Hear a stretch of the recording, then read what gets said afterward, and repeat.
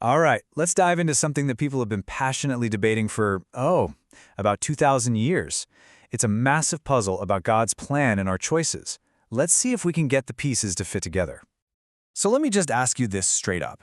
Is your fate completely sealed, or do the choices you make actually truly matter?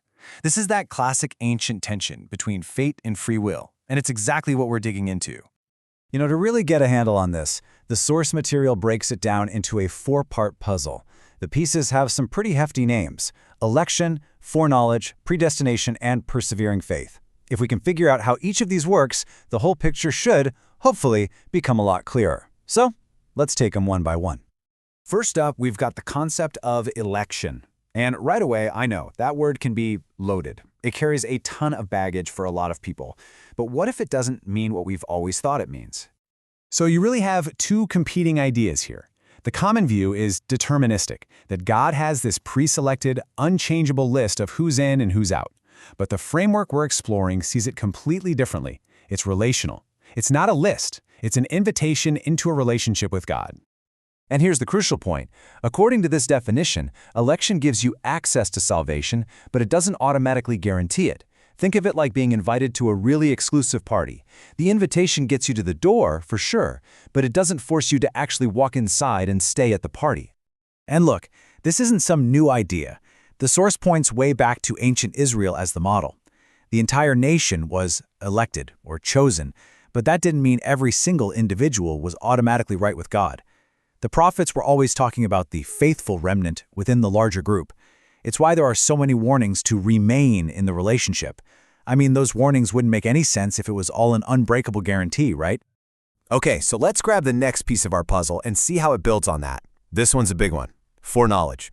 How in the world can God know the future without causing the future?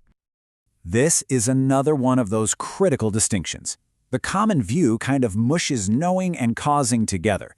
It assumes that if God knows you're going to pick vanilla ice cream, then he must have forced your hand. But this other perspective says, no, foreknowledge is just a part of God's omniscience.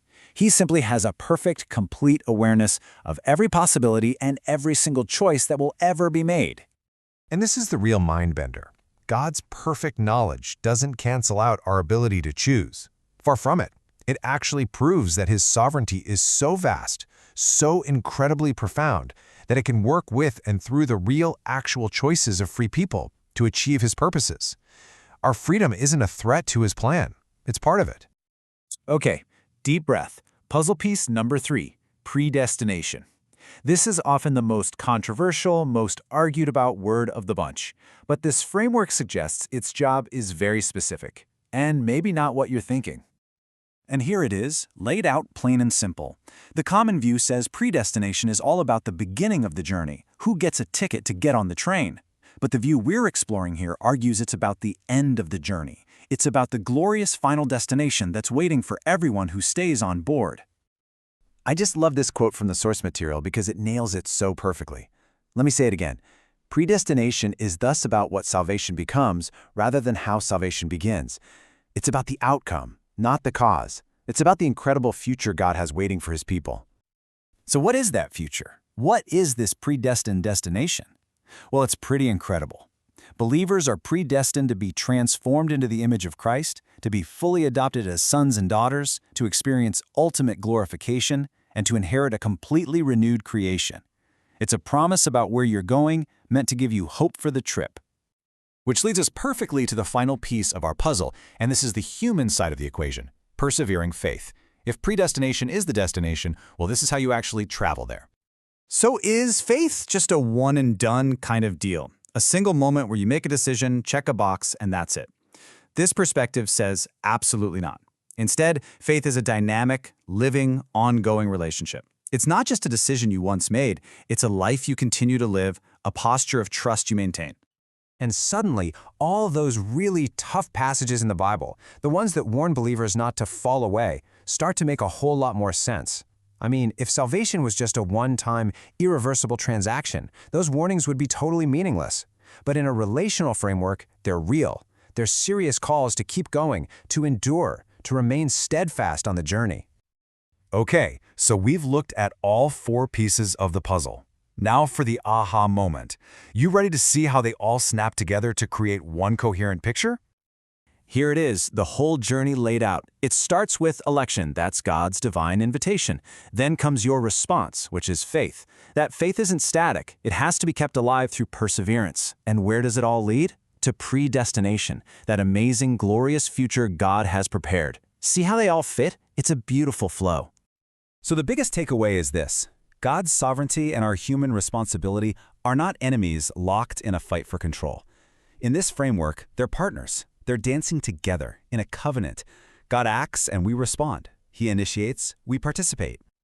Now this is all a really fascinating theological puzzle, for sure. But so what? Does any of this actually change anything when you wake up on a Tuesday morning? Why does this matter in our actual lives? Oh, it matters a ton. This way of thinking fosters real humility because you realize how much you depend on God's grace every single day. It also promotes a deep spiritual seriousness because your choices, your devotion, they really matter. And finally, it affirms our dignity. It says God engages with us as meaningful partners, not as mindless puppets. If you forget everything else, just let this one thought sink in. Salvation isn't a trophy you win or a contract you sign. It's a relationship you live in. It's a lifelong journey with God that requires our continual trust and devotion. And that really just leaves us with one final question to think about. If faith truly is a journey, and not just a destination, how does that change the way you walk?